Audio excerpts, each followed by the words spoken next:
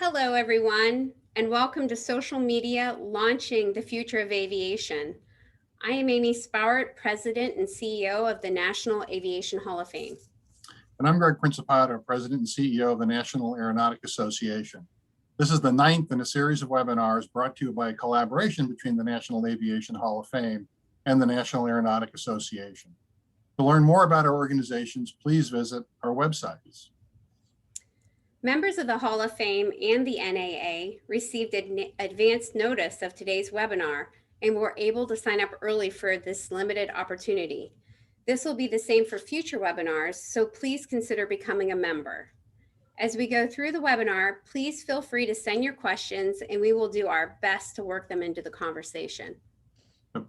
Aviation is an industry that, despite its reliance on innovation and invention, that can be sometimes hidebound in its thinking and outlook.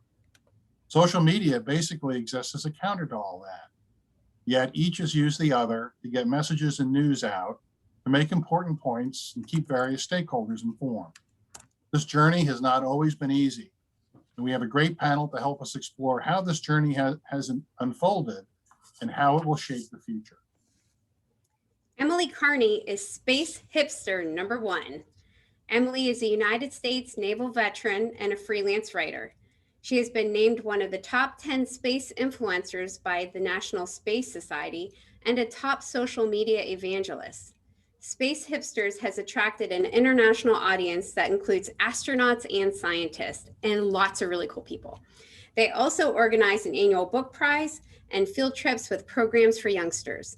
A Space Hipsters logo was even spotted on the International Space Station. Oh, very cool. Ashley Yacarino is Communications Manager for Tampa International Airport and manages their social media efforts. Airports must interact with a varied audience of customers and stakeholders, and Ashley is responsible for keeping all engaged and informed, a responsibility that has been sorely tested in the COVID era. From air service to security to efforts that the airport is making to stay prepared for the post-COVID era, Ashley is using social media to get all those messages out. Cortland Savage, whose video may be off, is founder and CEO of Fly for the Culture, a 501c3 that introduces youth to the aviation industry. Cortland has served as a U.S. Air Force Reserve crew chief, a naval aviator, and a regional airline pilot. Now, Cortland utilizes social media to reach a widely diverse audience of young people and introduces them to aviation. He provides opportunities to learn and observe aviation up close and works with them to provide life lessons, and we are thrilled that he is here. And Bnet Wilson is senior editor at Points Guy, but for many of us, she is simply the aviation queen. Bnet has worked as a journalist for more traditional trade publication, Aviation Daily, and earlier worked for Delta Airlines, Mesa Air, and Rolls-Royce, among others. Bnet was early to the social media scene among aviation writers and never tired of telling many of us stick in the muds that social media was the way stories would be told in the future, and we needed to get involved. He's also a freelance writer and blogger whose observations about aviation are much sought after. And we are very delighted to have all four of you here with us. And Bnet, to get us started, I'd like you to share a story that you shared with Amy and me when we spoke on the phone last week about when you knew that social media would be shaping perceptions about aviation, whether we wanted it to or not. Bnet, can you tell that story? Of course. And Greg and Amy, thank you so much for having me here today. I'm delighted to be here. I was an early adopter of social media. I got on Twitter in 2008. And, I just thought I would play around with it and see how it worked. And very quickly, a community of aviation people, the Av Geeks, started congregating on there. So we were having our chats and learning about each other, and I was getting really good story ideas. But back at that time, there were a lot of people who still felt like Twitter was that place where you just told everybody what you ate for breakfast, and they didn't take it seriously. Didn't take it seriously until January 15th, 2009. And I remember the date because it's my mother's birthday, but it's also the day of the Miracle on the Hudson. At the time, I was working at Aviation Daily, and I had left to go home. I worked in DC and lived in Baltimore. And I was on the commuter train going home, and I'm looking at my BlackBerry. Look that up, kids. And it started vibrating, and I'm looking at Twitter, and I'm seeing somebody said, "Oh, a plane just landed in the Hudson River." And I'm like, "Oh, yeah, right, that happened." But then it kept going, and it was the Av Geeks, and then the picture started coming in. So I called my newsroom and said, "Hey, a US Airways Airbus A320 has just landed in the Hudson River after birds went into the engine." And in our newsroom, we had television screens all over showing all the major networks. And they were looked at the screens. They're like, "No, it didn't happen because it's not on CNN. It's not on any of the channels." I said, "Look, I'm telling you, this is going on right now." And they're like, "What's your source?" And I'm like, "I'm on Twitter." And, you know, the looks that I got, the eye rolls and everything. So I decided to just go ahead and write a blog post about it. So I wrote about it, and then it took, and I checked it, it took 20 minutes for CNN to get that story on the air. So, you know, we were ahead, but it was on the blog. But after that, my newsroom took notice and said, "Oh, well, maybe this Twitter is a good thing." So that's my little evangelical story about the power of social media in aviation. That's so cool. That is an amazing 20 minutes. Absolutely astounding. Yeah. And now that it just seems like commonplace. You saw it early. You saw it early. Hey, before I ask Emily, we're going to shoot out a question to her, but I would like to go ahead and put up the first poll question to everyone and ask, what social media do you use? I'm fascinated, and I can't wait to see what everyone puts. So everyone, go ahead and vote.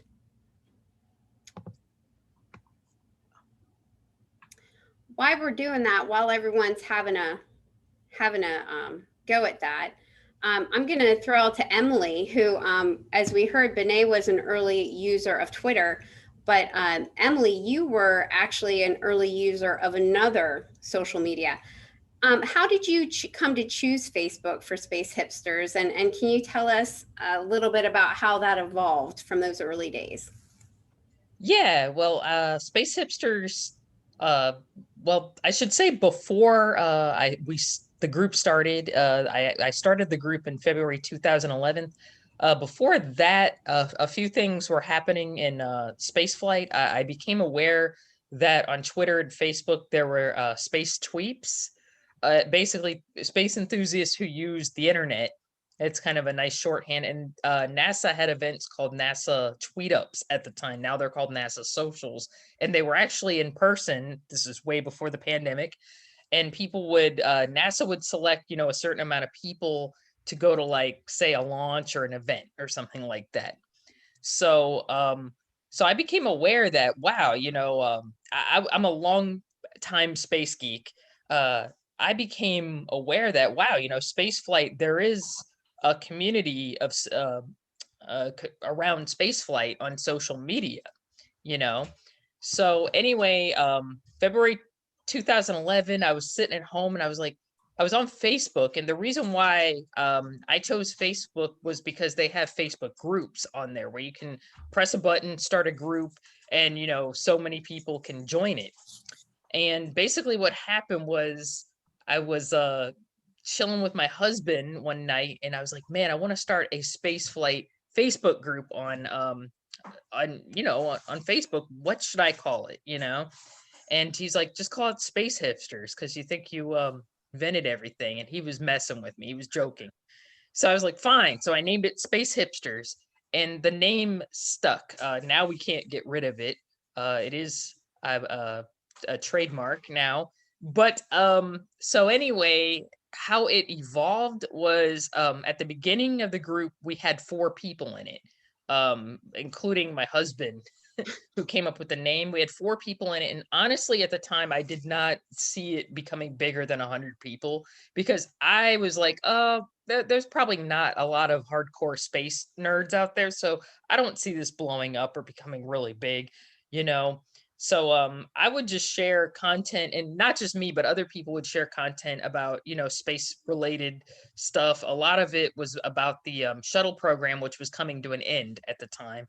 And we just started gaining followers like out of nowhere. It was kind of like, wow, I did not expect this. And within a year, I think we had 100 people, which at the time was like, wow, 100 people, that's amazing. So let's fast forward. It's almost, I think it's over 10 years later now. And now we have 21,200 people in the group, which is nuts. Um, the way it evolved, I think, and I want to give a lot of credit to the other moderators, especially Lois Honeycutt. I think she's watching right now. Hi, Lois. Um, I need to give them a ton of credit. I'm just the person who pushed the button to create the group. Within the last decade, our moderators, especially Lois, they've really enriched the group with a lot of suggestions on how to make it more fun, how to make it more positive. A big thing, and I'll close with this for this question. I could go on forever, but a big thing we've done is we've done field trips to different space facilities. We've also done sort of charities. We've done outreach to different charities. A main one is Girls Taking Up Space, which is run by Zarina Salindo, and that sends Native American girls to space camp. And another thing we have is the Space Hipsters Book Prize, and we are currently in the final judging round for it for this year's prize. But it basically celebrates greatness in spaceflight literature throughout the year. So we've had a lot of these activities that have really enriched the group and just have given it a lot of texture, I think. So I think that sums it up. There's a lot. Congratulations. It's huge. There's a It's lot. awesome. So my next question is going to go to Cortland, but yeah, Amy, I was going to ask you to go ahead and throw that up. So Facebook, YouTube, interesting. A lot of people here on LinkedIn. Huh. I'm surprised only half on Twitter. Anyway, thanks, Amy. Cortland, as you were conceiving Fly for the Culture, did you begin with your mission? And did you begin with your mission of what you wanted to achieve and saw that social media was a tool? Or did you begin with the thought of using social media and then build your program around that? How did you evolve? Basically, I never even thought about creating a nonprofit organization, nor did I even know anything much about a nonprofit organization. So I actually just wanted to utilize social media to meet young people where they are, because they're always on their phones, and so am I. So I'm like, well, if I create a social media page, because there's not many out there that showcase minorities and women flying airplanes, then I could use that to catch their attention and show that there are minorities and women flying airplanes. Because unfortunately, a lot of the organizations that are currently out here, they don't really showcase minorities that much at all, really. But so I wanted to change that and created Fly for the Culture, which was just really a social media page. Well, actually, Fly for the Culture is really a shirt that I created under my company, like a t-shirt. And I picked that and I was like, hey, that sounds cool. Let's make it into a nonprofit. And I Googled everything, figured out how to make a nonprofit organization, got incorporated, tax exempt, and then just kind of start building the mission from there, and just utilizing social media. Instagram is where I got real big on, and it got me a lot of media attention. That's when ABC connected with us, and I went and did a show with ABC, and the rest is history. Any media that you ever seen me on or involved with, I never asked for it. Literally, it has all came through me marketing Fly for the Culture through social media. So yeah, so I kind of built a mission after I realized it was going to be successful on Instagram, and just kind of grew it from there. Wow. Huh. So do you sleep? No, I absolutely, I don't have any free time. I don't have any. This literally, and it sounds like I'm being sarcastic, but for the past I created this in 2018, March of 2018, and ever since, I probably spend either way 3 to 4 hours a day on Fly for the Culture, even when I try not to the point my own children has got on me, because they say, Dad, when you're here, you're not even there. So, it's a lot of work, but I see a change, and I see a lot of change has been made since I created this. So that's what keeps me going. It gets stressful and exhausting at times, but it's worth it. It's working too. It's working. Yes, ma'am. Amy, would you throw up the next poll question? When seeking credible breaking news alerts, Which social media is your go-to? So we'll give everyone a moment to look that over. And Amy, I'm going to shoot the next question to Ashley, but whenever you have the, give that another 30 seconds and go ahead and throw the results up while Ashley's answering. But Ashley, in our last webinar, Greg and I learned that airports and airlines are often misrepresented in the media. How do you ensure that the news about Tampa is accurate? And how do you use social media to get your good news out? Yeah, so that's a great question, Amy. We've always been very, very transparent with not only all of our followers, our audience, our passengers, but also with our media partners.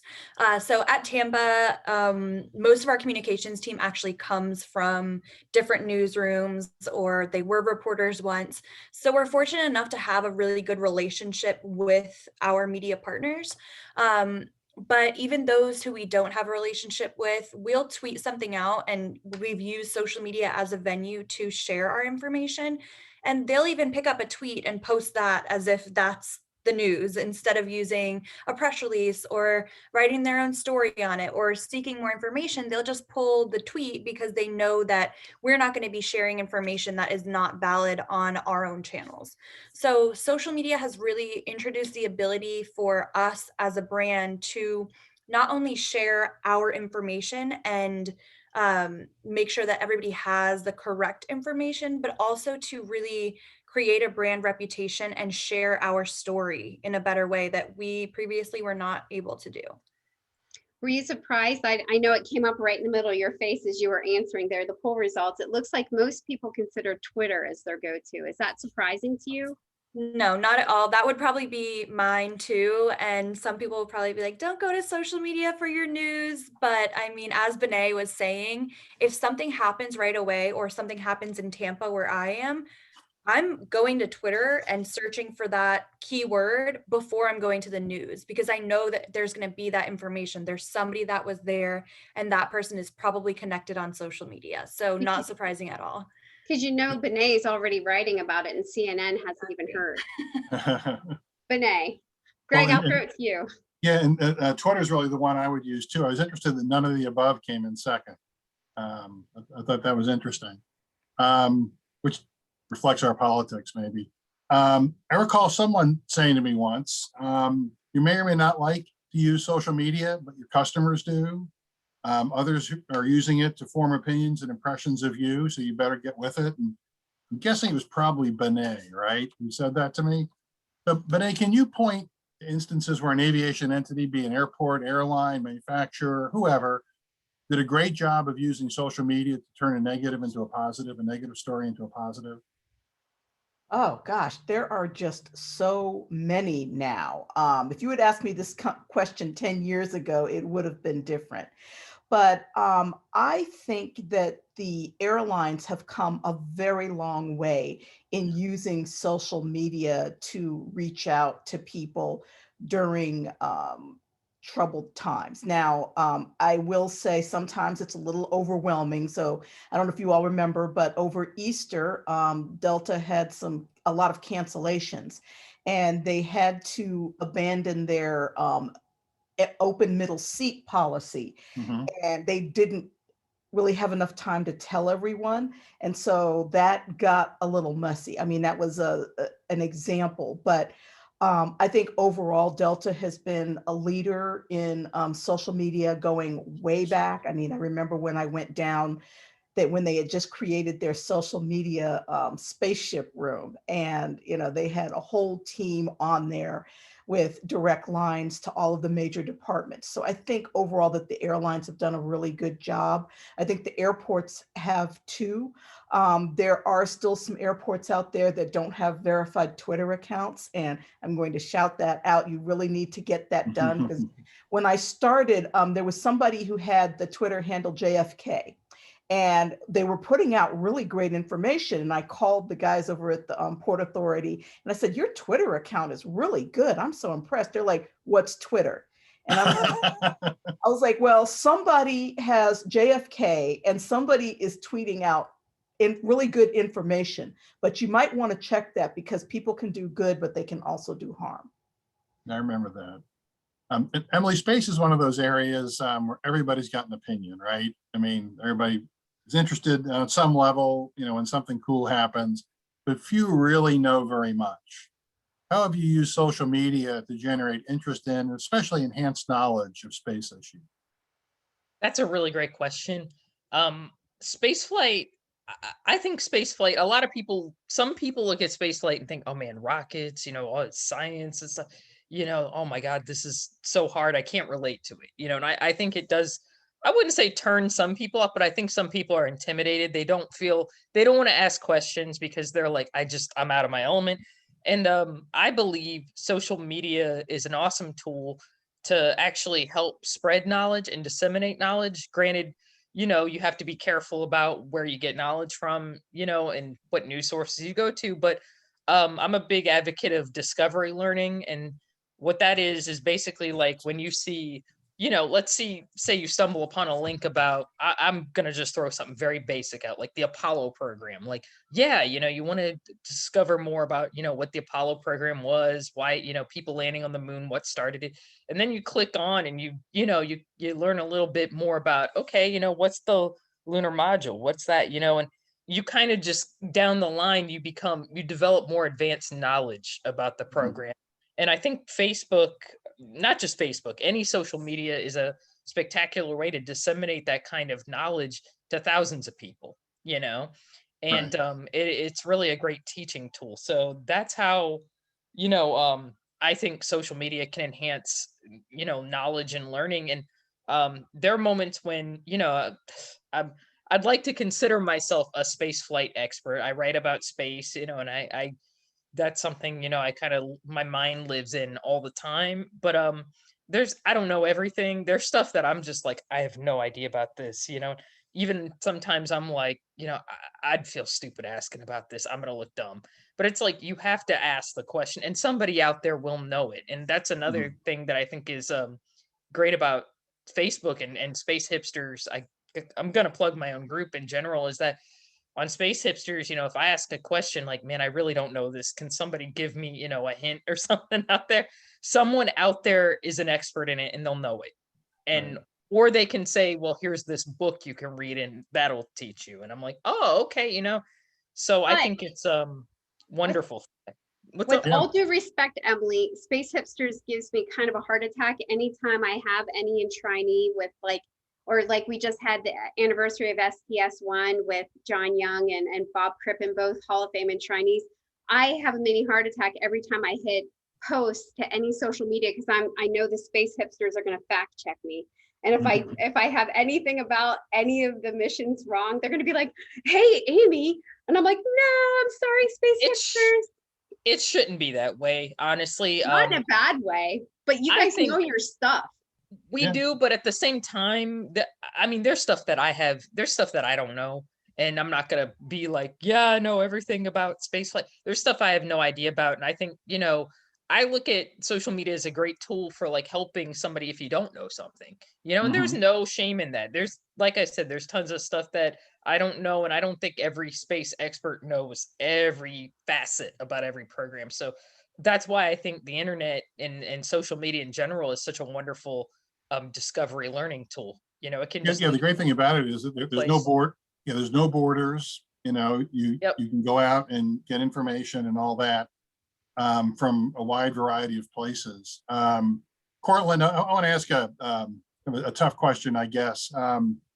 You're using social media to help attract untraditional populations to aviation, and you know we've seen some, let's say, call them unfortunate reactions to some of what you post.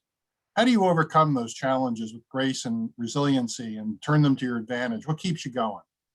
What I do is I look at some of the greats that came before me. So basically what I'm trying to do is change the entire culture of aviation. So that's not supposed to be easy. And of course, a lot of people aren't going to like that. Because if you look at like people like Martin Luther King and you know, people like that, they were all hated in the beginning and then loved in the end.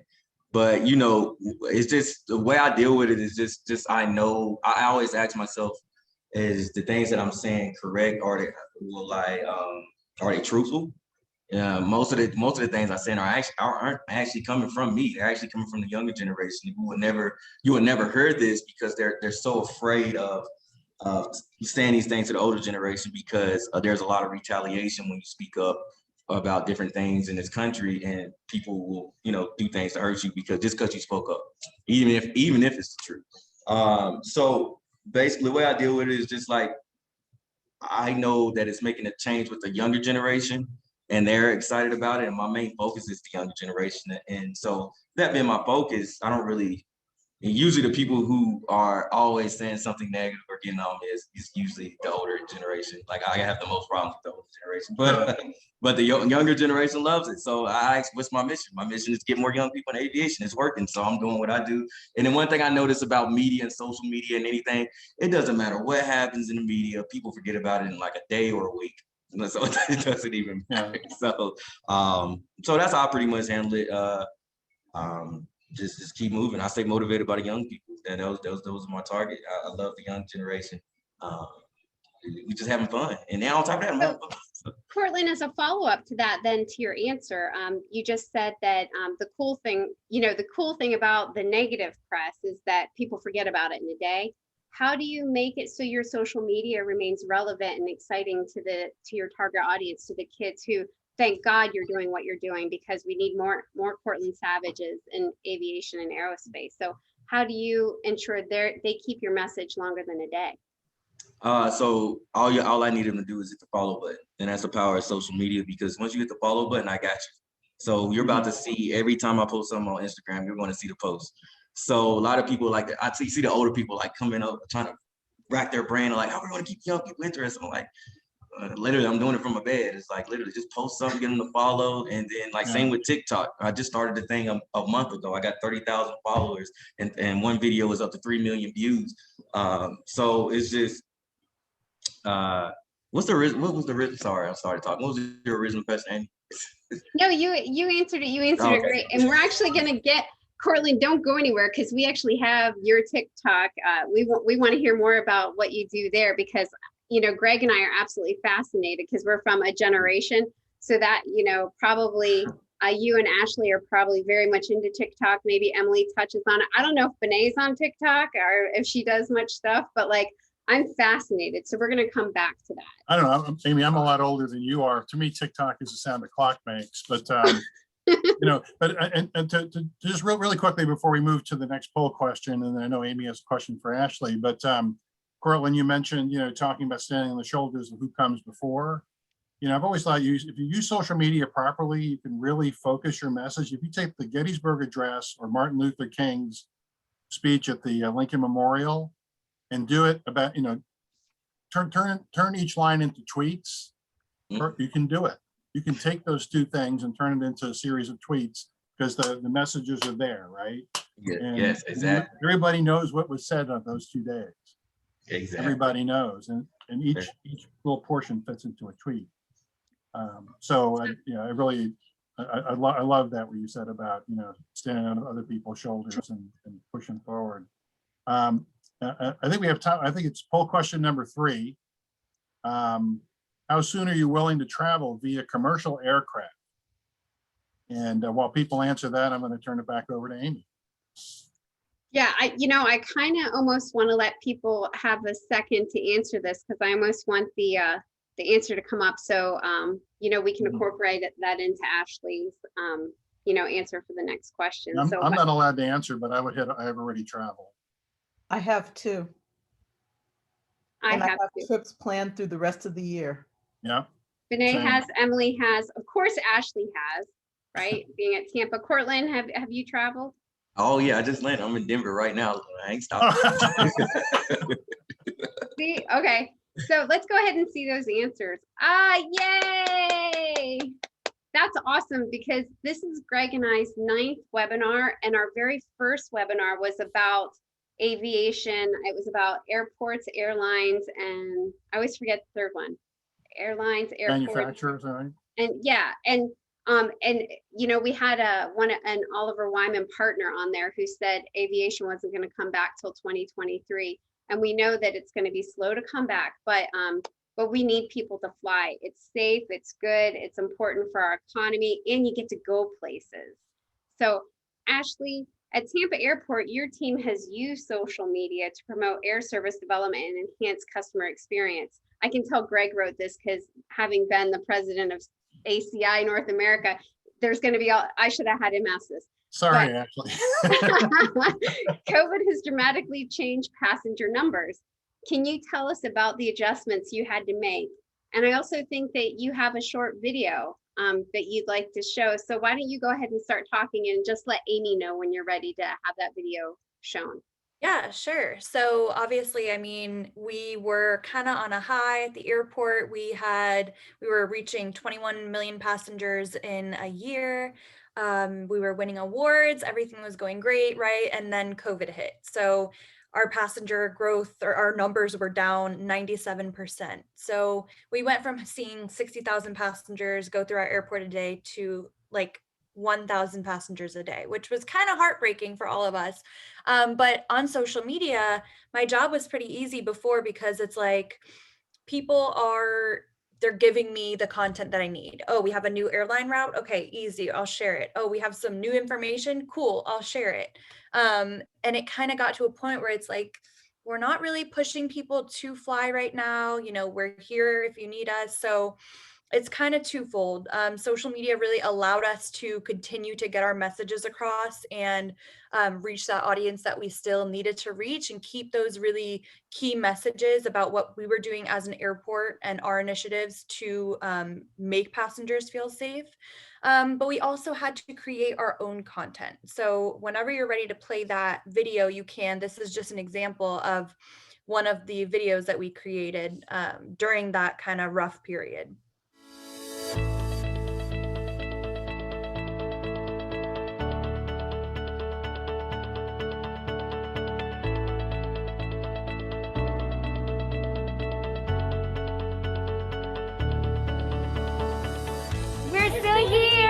We're still here. At your service. I'm still here. At your service. We're still here. At your service. I'm still here. We're here for you. We're still here. Here for you. At your service. We're still here. We're here for you.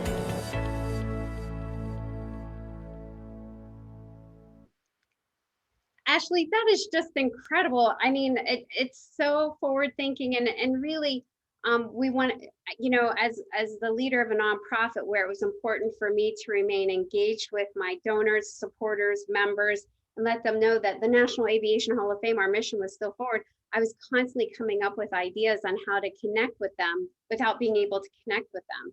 So you guys, and that you did multiple different videos like that, right? And what was the response like? Yeah, so I mean, I think that our audience really understood that we're relating with them. I might not be at the airport anymore, but I'm on my couch or at my home office still trying to relate with them, because I'm not traveling either. So that was really the key, to kind of create content that made our audience feel like we were relatable, and that we understood where we were coming from and where they were coming from, how they're feeling. So really just the key was to stay relevant and to be able to have that relationship with your audience. Thank God for social media. It makes it so much easier. Wow.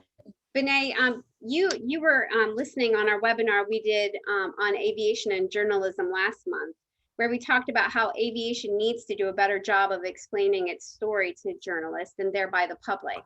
What are the issues in our field that the use of social media could effectively explain and address? Well, I mean, I was looking at Ashley's video, which was really well done. I really enjoyed that. And we faced a similar issue at the Point Sky. I mean, we write about travel and people weren't going anywhere. So we had to take a really big pivot from telling people where to go to telling them, no, we're not even traveling now, but we're looking ahead. So we were not only informing them of what was going on airlines and in airports and just in the travel industry in general, but we were also saying, but we are looking ahead. So when you're ready, here's some of the things you might want to consider. And then we bolstered that. We have a very active Facebook groups. We have 3, the Lounge, which is everyone, TPG Women, and TPG Small Business. And then we have Facebook page. We have a very active Twitter account, huge Instagram. We've been doing a lot of Instagram Live. And we hired a TikTok editor. So our TikTok videos do very, very well. So, you know, we're still writing the stories, but we were really pushing forward with social media to let people know that we were still out there and we're still giving them the information that they need to make informed decisions, just in a different way.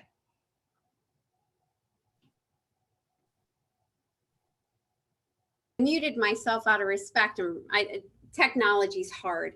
So, you know, sharing big news in social media, especially for journalists, aviation journalists, is really hard. And Emily, we just know JPL, the coolest thing since the Wright brothers, well, lots of things have happened since the Wright brothers that are really cool, but in particular, Emily, the helicopter Ingenuity is big news. Yep. How is social media an effective way of discussing and engaging complex space issues or opportunities, I guess? Well, the thing is, I'll speak for, I was thinking sort of, you know, when space flight, I'm saying human space flight, when human space flight started, you know, it was the 1960s, you basically had newspapers and the 3 major networks in the United States. There was no internet, there was no cable, none of that. So really, you know, the stream of, you know, media was very controlled at the time. And, you know, fast forward, it's, you know, 60 years later, and, you know, there's thousands of resources to go to. And one of the great things I think about social media and Space Hipsters specifically, my experience there has been usually when something happens with the volume of people in our group, there's somebody who was there, like who can say, yeah, I saw that. Or, I mean, even if it's something like Apollo 11, we have people who were there for Apollo 11 who were like, yeah, I was there.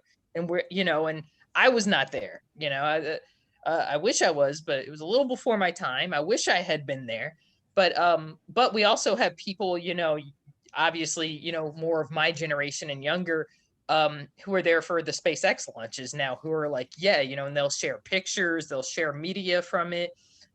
We've had people at some of the JPL events, you know, we have people who are Mars experts who post about, you know, Ingenuity and all the cool stuff that's happened this week with the powered helicopter flight on Mars, you know. So really, you know, one of the coolest things I think about social media is you don't have the and not dissing Walter Cronkite at all. We like Walter Cronkite, but you know, back in the 60s, you know, like I said, we had the 3 major networks and that was it. Nowadays you have thousands of experts, you know, and you have, you know, tons of people who either, you know, they work in the industry or, you know, they're experts about the industry or something, and they can converge in, you know, one place and sort of all share, you know, hey, I was here, or I know about this, or I have expertise in this. So it's very illuminating, and I think very beneficial. Right on. Yeah. Greg, I'm going to pass it to you. Yeah, we're going to put up poll question number 4. If you could put that up. According to the Bureau of Labor Statistics, which percentage of those employed in the U.S. as aircraft pilots or flight engineers are Black or African American? And Cortland, while people answer that question, I had a couple of questions that I want to combine into one for you. You know, we obviously have a critical need in this industry to attract more talent, and we need to absolutely broaden the talent pool, which is the way I like to say it. Other people have other ways to saying it. You're really effectively using social media to get youth exposed to aviation, and also to I saw one tweet last week where you were educating people like me about the ways to talk to youth about it. And I took it as you were talking to people like me to get us to, you know, to do it right. And I I thought it was perfect. You know, number one, we know that exposure isn't the only barrier. So if you could tell us what some of the other barriers to those folks coming into aviation are, and after that, if you could tell us a little bit more about, I think Amy said before we were going to ask you this, to talk how you're using some of the newer techniques like TikTok to reach your audience. So if you sort of combining a couple of questions, so if you could take the floor for a moment. Oh, by the way, the answers came up. The correct answer is 2.6. So a fair number of people got it right, and the people who got it wrong were at least in the right, unfortunate direction. Cortland, can I turn it over to you? Oh, yes, definitely. I can talk a little bit more about that. So, you know, one of the biggest barriers is being introduced to it and just knowing it's possible. We don't even face that first barrier. We can't even look at the other ones. So I even seen someone commented something in here like, my enthusiasm, you must match enthusiasm with facts and technical, you know, social media is all about hype and all that stuff. So all that stuff. But then again, like, I'm using social media to introduce these young kids. Didn't even see a person that looks like them flying airplanes. So they at least know, hey, it's possible. Now they know have a website that they feel comfortable using because the founder looks like them. Now they go on the website and read the page, learn how to become a pilot. Oh, that's how I do it. Oh, I got on there AOPA Flight School Finder as well. I'll tell them location of a local flight school, go up an introductory flight. If you're in Charlotte, I'll take you for an introductory flight. A lot of these young people just wasn't introduced to it. They didn't even know it was possible. So, you know, I see this comment and, you know, the folks came before me were true experts. Okay. But, you know, what makes a person an expert anyway? So many people that came before me are now called experts, but during their time they were hated and beat and even executed. But you know, so it's just introducing. I don't see how people don't understand it. It's like literally you gotta see it to believe it.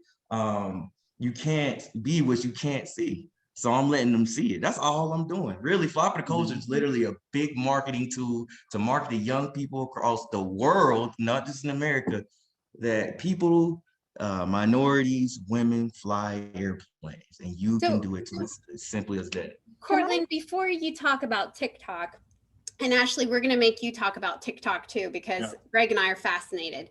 But Cortland, I would really like you to talk a minute or two about the Fly for the Culture process. Like when we talked to you the first time and you were saying about how you kind of touch these kids, kind of even get the idea in their head, and then tell them how they have to work for it, how you had to work for it. But then there's also, I forget what you called it, where you even teach them how to use a checkbook so that they can save, and so that they're working for it, they're earning it. I love that the whole Fly for the culture. It's a cultural change. You're a trailblazer. It's hard, but you're doing it. So I want to make sure people know what you're doing, and maybe there's somebody watching, or somebody will watch it later and come to you for help or advice, or, you know. Okay, definitely. I recently just resigned from my job as an airline pilot. My dream job, actually. I reached my dream job, became an airline pilot, but I realized my passion shifted trying to get younger people into aviation. I resigned because I created a company called Savage Aviation, where we do recruiting, social media, and also DEI training, diversity, equity, inclusion. And the reason why is because I want to inspire, hire, motivate, cultivate. I do the inspiring here with Fly for the Culture. Hey, you can be a pilot.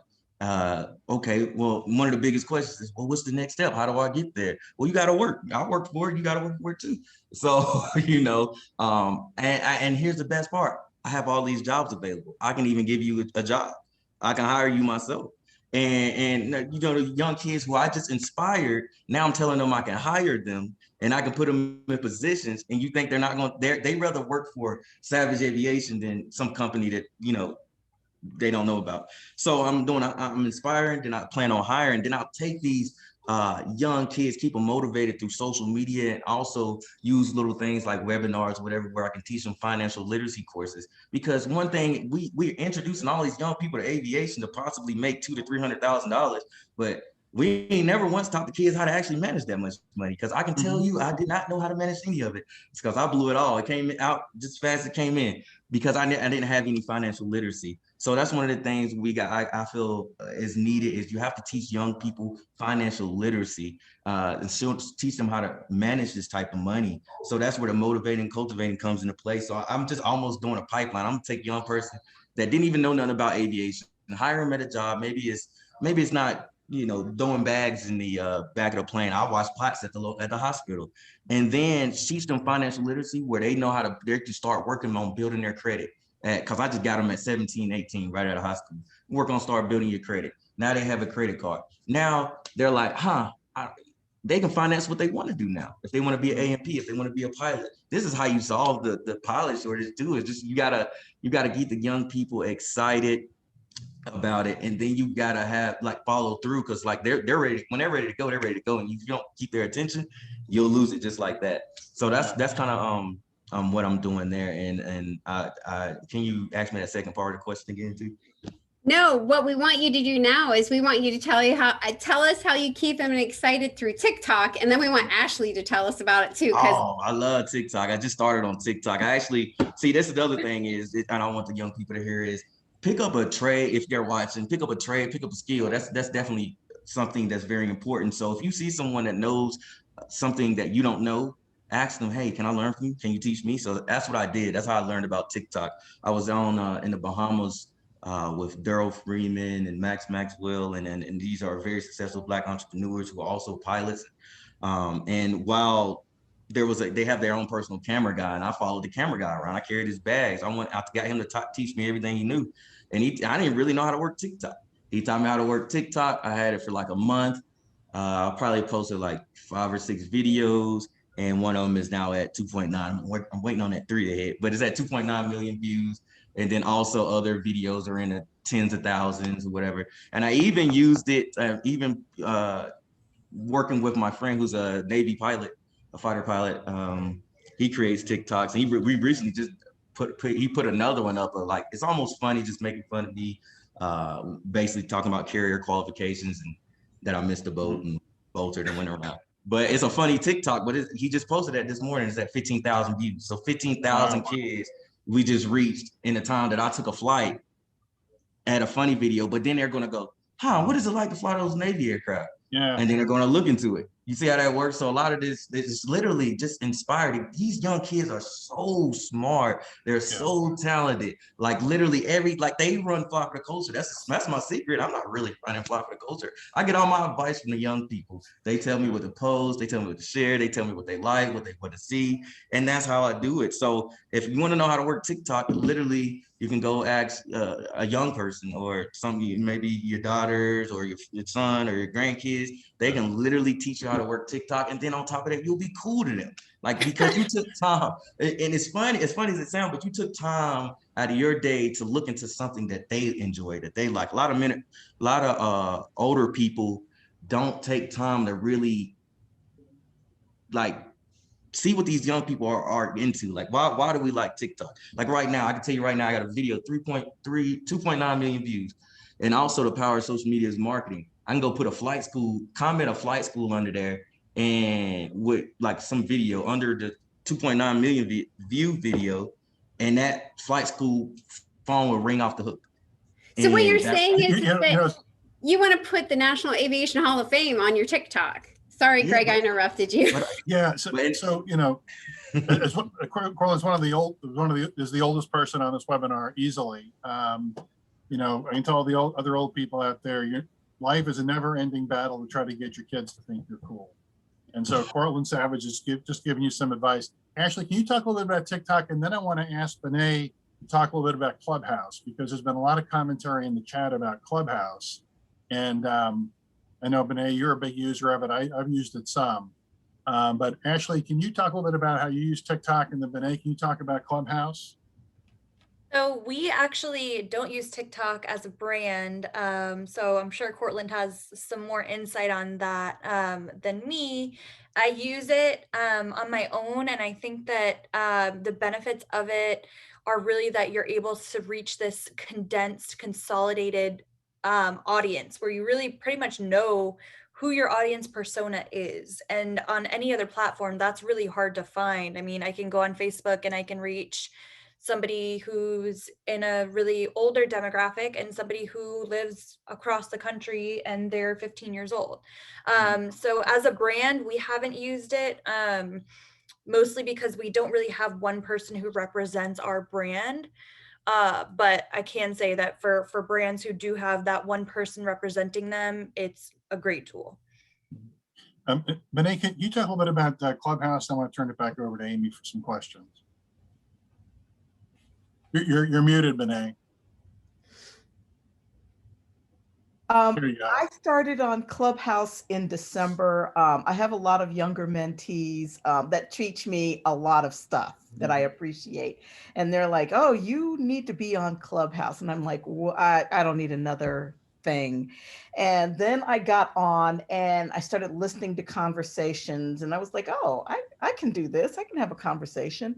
And just started jumping in. I mean, some people have clubhouses where they do regular things. The aviation community has really jumped in and embraced Clubhouse. I really enjoy some of the very thoughtful discussions that we have on there.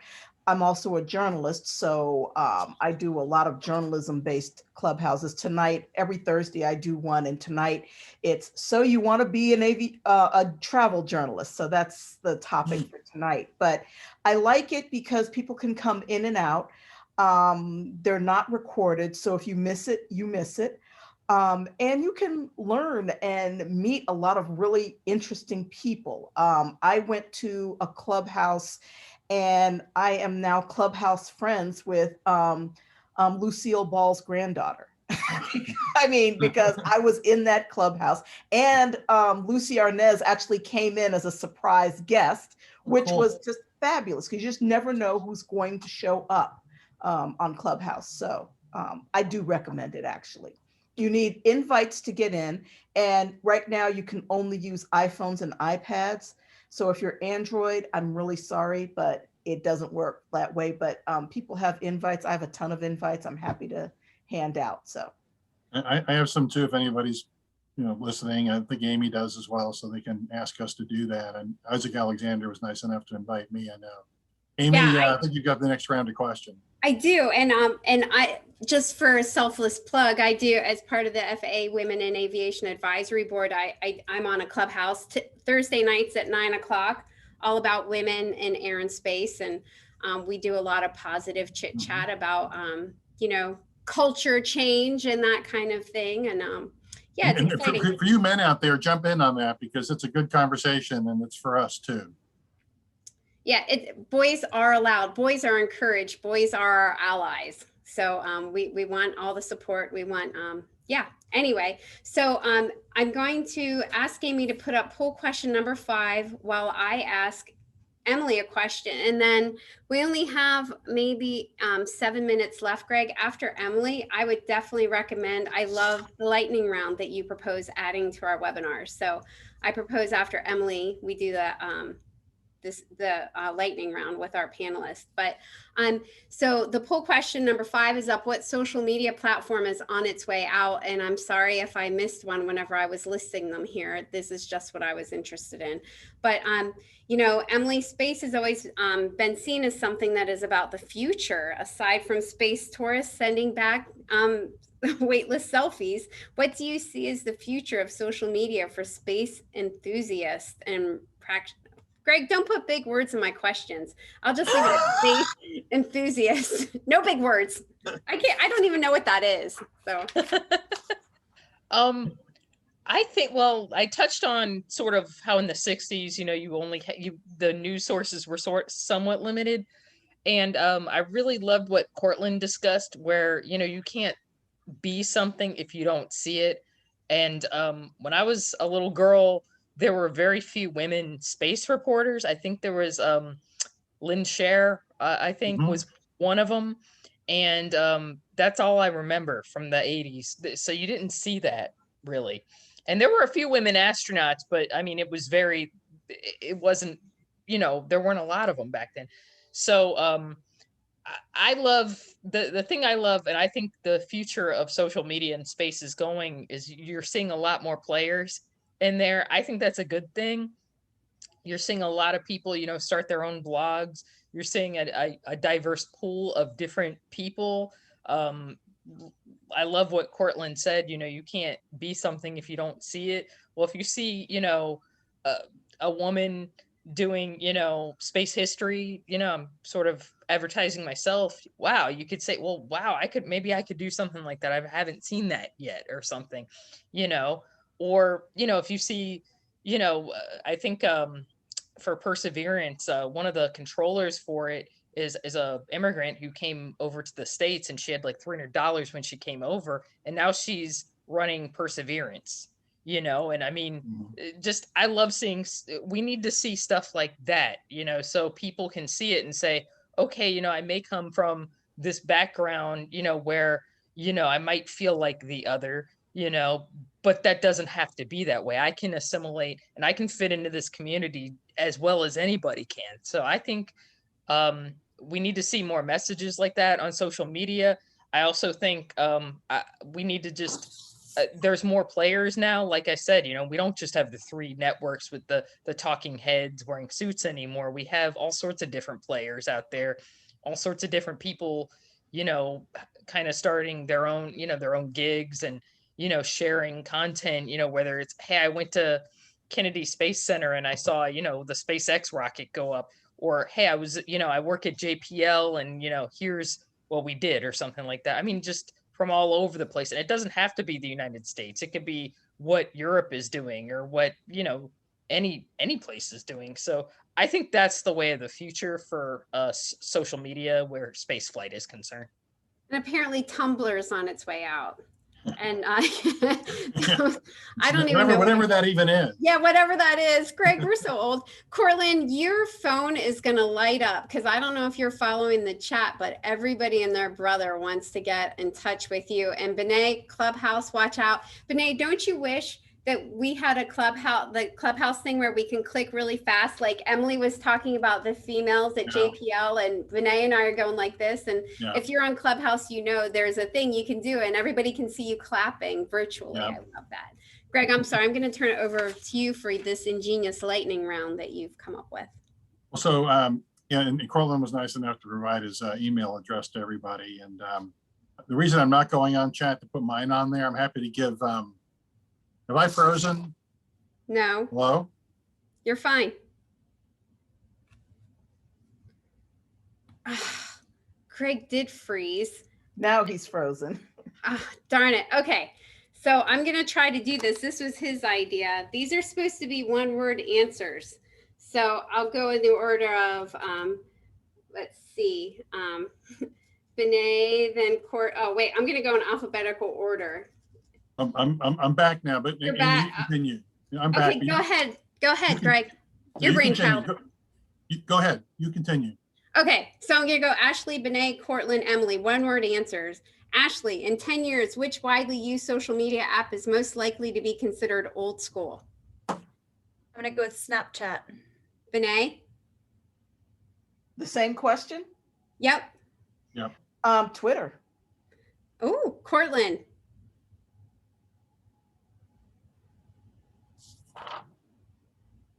Are you on mute, Cortland?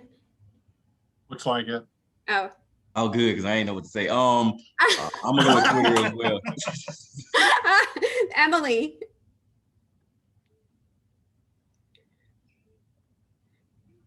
Emily, you're on I'm mute. sorry, Twitter. Wow. I am so sorry. No, that's fine. Everybody leave yourselves not mute because it's supposed to go fast. Okay, so which one will grow even more in importance? Which social media platform will grow even more in the next 10 years? Ashley. Instagram. Bnet. TikTok. Ooh, Cortland. YouTube. Emily. Facebook. Other than yourself, who's doing a great job using social media in aviation right now? Ashley. YVR. Bnet. Cortland. Cortland. I was gonna say Bnet. I was gonna say, you better say the points guy. Emily. I'll say Cortland. Wow. All right. Thank you. Yay. COVID Hey, has hey, been Amy, Ashley said YVR, just so everybody knows that's the Vancouver airport. Oh, yeah. Cool. COVID has been a blank for aviation. So, why does it have a question mark, Greg? COVID has been a blank for aviation social media. Ashley? Sorry. I'll say a booster. Oh, Bnet. I was going to say a boon. Yeah. Cortland. I'm going to say a blessing, but that don't sound good with COVID. So good. It's been good for it. Good. Well, no, it's good it's right. We should have some good. Emily. Similar answers all the way around. I was gonna say blessing, even though that sounds kind of wrong too. So No, it's good. Which benefit. one? Oh, sorry, Emily. Maybe a benefit in a way. Benefit. Okay. Which one use application would you most like to see in the social media universe? Ashley. You mean like an app or? Which? Greg, what are you talking about here? Yes, something like in social media. If there's something you can get social media to do that it's not doing now, what would it be? It's sort of like, what superpower would you like? Social media superpower. Teleporting's not an acceptable answer. I guess I'd like to see more philanthropy. Oh yeah. Okay, good. Good. Bnet? The power to verify whoever I wanted. Yes. Yes. Cortland. I don't know. I'm trying to figure out the question. I know, me too.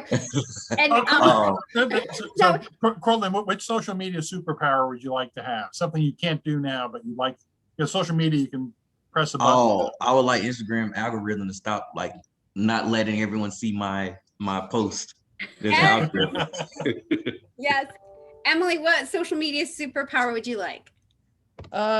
Would like to send more kids to space camp and to college. Oh, that's awesome. That's awesome. And just for clarification, I typically don't let Greg write all the questions because he uses big words and complicated language, but I ran out of time. But thanks very much, Greg, for this lightning round idea. I think it's awesome. And everyone, that's all the time we have for today. We'd like to thank everyone for attending. On behalf of Greg and myself, the National Aviation Hall of Fame and the National Aeronautic Association, thank you all for attending, and we hope you can join us on our next webinar. Thanks, everybody. Thanks for being here. Thank you. This is awesome. Thanks for having me. Thank you. Yep. Thank you for having me. Yes, thank you. Sure.